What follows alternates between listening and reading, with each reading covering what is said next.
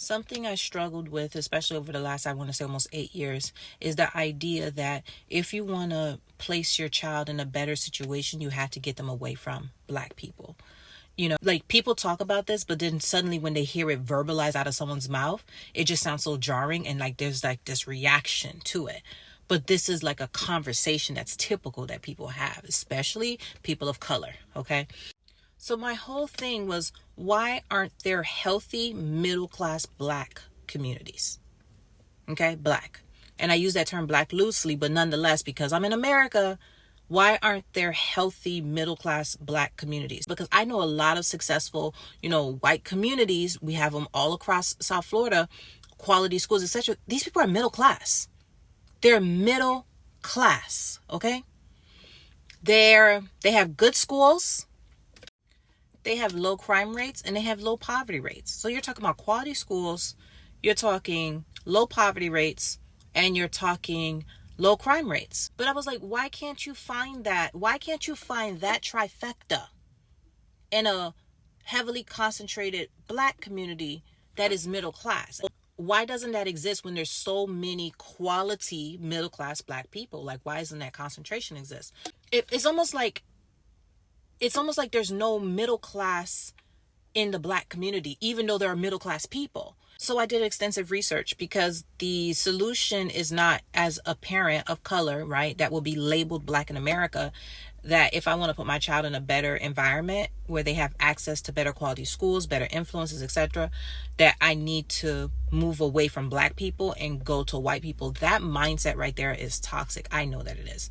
And even though many of us may share that sentiment or that ideology, and from a statistical standpoint, the data can show that may be the case, there's no way that you're going to convince me that pigmentation has anything to do with human behavior. Like, I rebuke that in the name of Jesus. Now, even though there's all this statistical data that shows that there's a concentration of certain things happening in certain communities that share a complexion, the complexion could not be the issue because it's pigmentation. There is nothing in pigmentation that would cause it to make someone, you know what I mean, act or behave a certain kind of way. That's stupid to me. That's the equivalent of saying the length of your eyelashes has something to do with your behavior.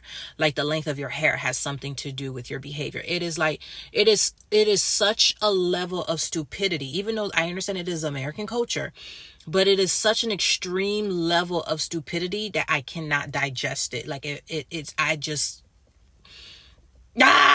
like I'm in a twilight zone with this mindset. Like, I feel like I'm around zombies, right? But nonetheless, it doesn't change the fact that for many people, because that stigma exists, what it does do is it causes many people of color to disperse and find their way to communities that are non-Black. So the part of me felt like, we're running away from Black people. Like, we're all doing the same thing. Don't like that. And, it's the truth. And another portion of it is that we don't see that demonstrated in people of color. Like, we don't see like a community that's middle class, quality schools, low crime rates, low poverty rates, married homes, etc. We don't see a high concentration of that. Unfortunately, even though it does exist, it's just scattered. You follow? And I felt like, if I wanted to raise my child around more diversity, but is still inclusive of people of color, where does that exist? Now, I know when I pose questions like this, at some point, some, uber, Afrocentric person is going to come, well, you have to understand the history of slavery and stuff. Like, no, I'm not, like, we understand that there's like a gazillion movies about, the atrocities. Just because I'm posing these questions does not mean that I'm unaware of history. No, that's not what that is. What it's saying is that in this day and age, with the amount of money that people of color have, right? It just seems like, and I've met people, a good amount of people that are still in the hood and they're making $150,000 plus a year. You follow? Meaning they are financially in a position where they can offer better opportunities to their children, but they still choose to stay in that environment. Now, I understand that some people might say like, oh my gosh, that's honorable, that's commendable, etc. But I've also seen insane people lose their children to that culture that they're unwilling to walk away from. So I've seen the downfall of that, and people be confused, like, what happened to my child, right? Goes back to that whole Charleston White interview, like, what happened to my child? Like, I did everything, but they're still in close proximity to those very harmful influences and environments. But if you want your child incubated, around positive environments, but in a Black community at middle class, why doesn't it exist? I have no issue with diversity. I love multiculturalism. I love diversity. But actually, my preference is multiculturalism. Like, I prefer that. I like to try different foods. I like to learn from different people, etc. However, if I wanted to raise my child in a community that was highly concentrated with people of color, why can't I locate it, especially when we have so much successful people of color? You follow? Like, why isn't there a concentration of that? I feel like that mindset of getting away from Black people is very triggering. It's a very destructive mindset. Now, you have to understand, in South Florida, there is not a concentration of successful people of color in one community. There's not a concentration of that. But you find a large concentration of white people. You guys know I hate that color category, of white people in very well-to-do communities, and they don't have to be very affluent. Even at the middle class level, there's quality schools, etc. So I was like, what is going on here? Like, if someone's coming out of poverty and they're going into a middle class community, 9 times out of 10 they're going into a community that's highly concentrated with white Americans and Hispanic Americans. You follow? But you can find communities of white Americans that are middle class that are doing very well, and they're purely concentrated. So as a woman of color, I did not like the idea or the thought process that in order to raise my child in a better environment, I had to get them away from Black people. Like, what does that say? You know what I mean? Because that just didn't make logical sense to me. However, from a research standpoint, it's saying that. And I did not like this idea because skin is pigmentation. So how can pigmentation determine what is a quality environment or not? That thought sounds asinine to me. Regardless of what the data says, you're just not going to convince me that this has anything to do with color, okay? I understand that on paper it looks like it does. I get that standpoint. But again, it's pigmentation. You're not going to convince me that pigmentation has anything to do with this. So the extensive research of understanding these dynamics at its very core is why I wrote the Black Child's Guide to Surviving America. This is really a book that I can say that I probably started about 7 years ago, but I sat down and started writing it about 7 months ago.